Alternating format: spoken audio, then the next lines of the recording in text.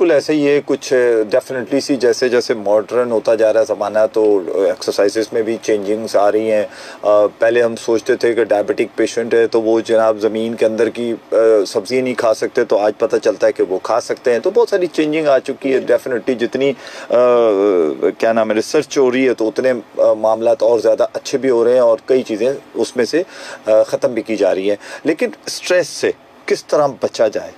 आपसे अगर मिसाल के तौर पे मैं कहता हूँ कि जी मैं बहुत स्ट्रेस में रहता हूँ, मैं डिप्रेशन रहता है, तो ऐसा कौन सा तरीका है कि जिसको मैं फॉलो अप करूँ और मैं इनसे बच सकता हूँ? कुछ इसको बताएं, क्योंकि कॉल्स यहाँ पर तादा बन गया, लेकिन मैं चाह रहा हूँ कि थोड़ा सा आप बता दें, फिर हम कॉल्स भी लेते हैं। बिल्कुल ठीक हो गया। अच्छा, स्ट्रेस से किस तरह से बचा जा सकता है? देखिए, सबसे पहले तो आप एक्सरसाइज की तरफ आए। ठीक है, एक्सरसाइज जब हम कर रहे होते हैं ना तो हमारा एक कॉर्टिसोल हार्मोन होता है, क्योंकि कॉर्टिसोल हार्मोन जो है वो हमारा हैप्पी हार्मोन भी रिलीज करता है, सैड हार्मोन भी रिलीज कर रहा होता है। ठीक है, तो अब जब हम एक्सरसाइज करेंगे जी। आप ये चीज खुद नोट करेंगे, एक्सरसाइज करने के बाद आप एनर्जेटिक फील कर रहे होते हैं। अच्छा, एक्सरसाइज में भी क्या चीज होती है कि ट्रेनर पे डिपेंड करता है। ट्रेनर चाहे तो आपको जो है एनर्जेटिक कर दे, ट्रेनर चाहे तो आपकी बॉडी के अंदर लेजनेस रहेगी। ठीक है, अच्छा, ये भी मैं आपको बता दूं। ओके, ये चीजें भी मैटर करती हैं। हाई इंटेंस वर्कआउट करवाएं। ठीक है, लेकिन अगर आपके पास फर्स्ट टाइम क्लाइंट आ रहा है, फर्स्ट टाइम क्लाइंट को आपने 15 मिनट्स वर्कआउट करवाना है। 15 मिनट से ज़्यादा वर्कआउट नहीं करवाना, लेकिन 15 मिनट्स के अंदर आपने उसको जो है वो 5 मिनट्स जो है वो वार्म अप करवा दिया। ठीक है, देन 5 मिनट्स आपने उसको जो है वो एक्सरसाइज करवा दी, और 5 मिनट्स में जो आपने उसको कूल डाउन करवाना है ना, कूल डाउन आपने इतना अच्छे तरीके से करवाना है कि वो जो कॉर्टिसोल हार्मोन जो है ना, वो हैप्पी हार्मोन जो है वो रिलीज करेगा, आपका स्ट्रेस जो है वो दूर कर देगा। आपने उसको इतना रिलैक्स कर देना, वो 5 मिनट से थोड़ी सी ज़्यादा चली जाए, लेकिन आपने कूल डाउन इतना अच्छा तरीके से उसको जो है वो क्लाइंट को देना कि क्लाइंट खुश होकर आपसे जो है ना वो जाए, और उसका स्ट्रेस लेवल भी इसी तरह से दूर हो जाता है। जी बिल्कुल ऐसा ही है। फेसबुक पर इस वक्त जो हमें देख रहे हैं, इस पर नज़ीर खोसो साहब हैं, सलाम कह रहे हैं जी। वालेकुम सलाम जी। और सलाम साजिद शेरानी के। और इसके अलावा एक सवाल है मोहम्मद नईम साहब का, रोड पे गिरने पे वरम और दर्द में एहतियात मेडिसिन बता दें। मेरे ख्याल ये तो कोई डॉक्टर बता सकता है हमारे। अच्छा, ट्रेनर, मैं इस चीज के बारे में बता दूं, गाइड कर दें। एक जो ट्रेनर होता है ना और एक न्यूट्रिशनिस्ट जो होता है, ठीक है, ये दोनों कभी भी मेडिसिन रिकमेंड नहीं कर सकते आपको। हाँ, हम ये कह सकते हैं आपको मल्टीविटामिन ले लें। ठीक है, अगर आपकी बॉडी के अंदर जो है वो किसी विटामिन की कमी हो रही है, बट अगर आप ये कहें कि जी रिकमेंड कर दें मल्टीविटामिन का नाम, नहीं कर सकते हम, because we are not certified pharmacist. ठीक है, हमने जो है सर्टिफिकेशन उसकी नहीं ली हुई मेडिसिन की, हमें अलाउ नहीं होता, क्योंकि अगर कोई भी मेडिसिन हमने आपको प्रिस्क्राइब कर दी और उससे आपको अगर कोई रिएक्शन हो जाता है तो फिर देखें वो हमारी यानी कि जो ना उसमें आ जाता है, और हमें बिल्कुल भी परमिशन नहीं होती, इसलिए हम नहीं रिकमेंड करते। चलिए जी, कॉल लेते हैं, सुनते हैं क्या कहना चाह रहे हैं जी कॉलर। अस्सलाम वालेकुम। शकील भाई। वालेकुम अस्सलाम जी भाई। मैं अरुण बात करता हूँ, कच्ची बाड़ी से, अबू बकर का बेटा। जी हारून, अबू बकर के बेटे, कैसे हो? क्या कहना चाह रहे हो? मेहमान को मैं खुशामदीद के जाओ बली करे। माशाल्लाह, बड़ी एनर्जी है भाई तुम्हारी माशाल्लाह। हारून, क्या कहना चाहोगे? तमाम सुनने वालों को मेरा सलाम, मेरा अब्बू से बात कर दो जी। करा दो अपने अब्बू से। जी वालेकुम सलाम जनाब। निखिल भाई, आपके साथ मेहमान बैठे, मैं खुशामदीद कहता हूँ, आपके खुशामदीद कहता हूँ, आपको मैं कहता हूँ। जज़ाकल्लाह जी। चले, बहुत शुक्रिया जी, बहुत शुक्रिया। कुछ कहना चाहते हैं? काल बच्चे ने मिला दिया, मैंने कहा जो दवा थोड़ा कर लूँ, मैं अभी इस वक्त मसरूफ हूँ। चले ठीक है, ओके, बहुत शुक्रिया जी, बहुत शुक्रिया, थैंक यू जी। जी जी बिल्कुल ठीक है जी। तमाम सुनने वालों को अस्सलाम वालेकुम, उनकी तरफ से भी, मेरी तरफ से भी। लेकिन चूंकि इस वक्त आज प्रोग्राम बहुत ज़बरदस्त है, यूनिक है, और ख़ास कर मैं समझता हूँ वो ख़वातीन जो घर में बैठी होती हैं और जो सिर्फ घरदारी कर रही होती हैं, और उनका जिस्म एक बाज़ दफ़ा वो एक, मैं अभी इंडिया के एक मौलवी साहब का सुन रहा था कि ऐसे बन के रहती हैं कि शौहर आते तो उनको खौफ सा आता है। तो ऐसी ख़वातीन के लिए भी तो कोई मशवरे दें। लेकिन कॉल लेता हूँ, फिर उसके बाद ज़रूर मशवरा दीजिए। अस्सलाम वालेकुम।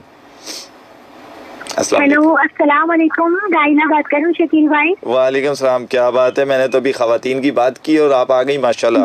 जी राहिला, बात कीजिए। जज़ाकल्लाह भाई। अच्छा, मैं तो कॉल मिला रही थी तो सुन नहीं पाई, सॉरी। अच्छा, आज जी जी सुना नहीं आपने प्रोग्राम? नहीं, मैंने वो सुन लिया, सुन लिया कि आपने मेडिटेशन से रिलेटेड जो ये एक माशाल्लाह बहुत प्यारी हमारी खातून मेरी बहन आई है ज़ैनी, तो मैंने वो शुरू में सुना था उनका एक सेंटेंस, उसके बाद में कॉल मिला रही थी, इसलिए मैं कह रही हूँ कि मैं आपकी पिछली गुफ्तगू नहीं सुन पाई हूँ, लेकिन मुझे मालूम है आप मेडिटेशन के बारे में बात करें और मैं इनको बहुत खुशामदीद कहती हूँ मेरी प्यारी सी बहन को। गुड, माशाल्लाह जी। जज़ाकल्लाह आपको भी। और मेडिटेशन जो है भाई मेरा पर्सनल एक्सपीरियंस है, इसलिए मुझे बहुत अच्छा लगा मेडिटेशन के बारे में बात करना, तो मैंने कहा कि मैं भी कुछ अपना एक्सपीरियंस शेयर करती हूँ। तो भाई मेडिटेशन तो मुराकबा तो अल्लाह ताला और बंदे के दरमियान एक खास ताल्लुक का नाम है। ये जो एक रूहानी जो हमारी रूह की रिजा है ना, ये तो है ही जिक्र में, अल्लाह ताला के जिक्र में। और जो ये मेडिटेशन है ना, इसकी जो तीसरी आंख होती है, जो बसीरत की आंख होती है इंसान की, उसको खोलने में बहुत सारी हमें राहें मिलती है और बहुत मदद मिलती है। और अल्लाह ताला के इनाम और कराम की जो बारिश होती है ना, तो इंसान बिल्कुल किसी और ही दुनिया में पहुंच जाता है, जहाँ बहुत सारे करिश्मात अजायबात उसे देखने को मिलते हैं। अच्छा, कुछ हमारे खानदान की तरफ से भी हम लोगों में मतलब थोड़ा थोड़ा सा इस तरह का है कि हम अगर चाहें तो किसी के बारे में हमें पता चल जाए। अच्छा। और अगर हम थोड़ी सी कोशिश करते हैं। अच्छा। जैसे मेरे मामू थे ना, जी सैयद असद अली शाह मेरे मामू, तो माशाल्लाह उनको कुदरती तौर पे गॉड गिफ्टेड ये जो है ना बाय नेचर एक मिली हुई थी ताकत कि वो जो है किसी के भी बारे में ना, जो उनके सामने आता था ना कोई पर्स, तो उनके सामने की स्क्रीन की तरह ना उसका पूरा बायोडेटा आ जाता था। अच्छा। वो बाकायदा इसी फील्ड में थे और थोड़ी सी उन्होंने मेहनत की, बाबा सलाउद्दीन रहमतुल्लाह अलैह और बुजुर्गान की किताबें वगैरह पढ़ी, तो और ज्यादा इनहेंस हुआ। तो वो मतलब खलसे खुदा की खिदमत के लिए तो ये काम करते थे। तो मेडिटेशन से इंसान पता नहीं कहाँ से कहाँ पहुँच जाता है। और जो है मेरे साथ भी तजुर्बा होता है जी। तो भाई बहुत सारी चीजें जो है ना, कहते हैं ना बयान नहीं किया जा सकता, वो ये रूहानी दुनिया है ना, इसके बारे में बयान करना अल्फाज नहीं मिल रहे होते। राहिला, अभी आपने सुना इनको ज़ैनी को, ज़ैनी आज वो ख़वातीन जो घरों में बड़ी मोटी हो रही हैं, वेट बढ़ रहा है उनको, तो उनको किस तरह उनके बारे में भी है, तो जरा आप भी सीखें और जरा बताएं। वैसे तो आप तो मुझे बड़ी एनर्जेटिक लगती है माशाल्लाह। तो मैं असल में जी भाई, मैं ये छोटी छोटी चीजें जो है ना अपनी जिंदगी में शामिल रखती हूँ। जैसे योगा की बात है ना, योगा तो एक पूरा लाइफ स्टाइल है, यानी ब्रीदिंग, इनहेल, एक्सहेल जो है ना, वो ही हम अपनी सही कर लें तो हमारी बहुत सेहत बेहतर हो सकती है। उसके अलावा उसके अलावा खाने पीने का जो अंदाज है, बैठने का अंदाज है, खाना खाने का अंदाज, खाने के वक्त जैसा हमारा पोजीशन होना चाहिए, जो पोस्चर होना चाहिए, वो स्टेट होना चाहिए, स्टमक हमारा इस तरह से बैठना चाहिए। और पानी जो पीने का है कि पानी बहुत सारे एकदम से आखिर में नहीं पीना है, दरमियान में थोड़ा सा और शुरू में, जैसे हमारे इस्लामी उसूल हमें बताते हैं। और उसके बाद जो है ना, खाना खाने के बाद जैसे हम रुकू में बैठते हैं, अत्तहियात पढ़ते हैं हम लोग, और आप लोग जैसे मेल हजरात रुकू में बैठते हैं, इससे होता है कि बैक स्टेट हो जाती है। उस पोजीशन में आप थोड़ी देर बैठ जाएं, फिर देखें इंशाल्लाह आपके डाइजेशन के जो भी मसाइल होते हैं ना, वो भी नहीं होते हैं।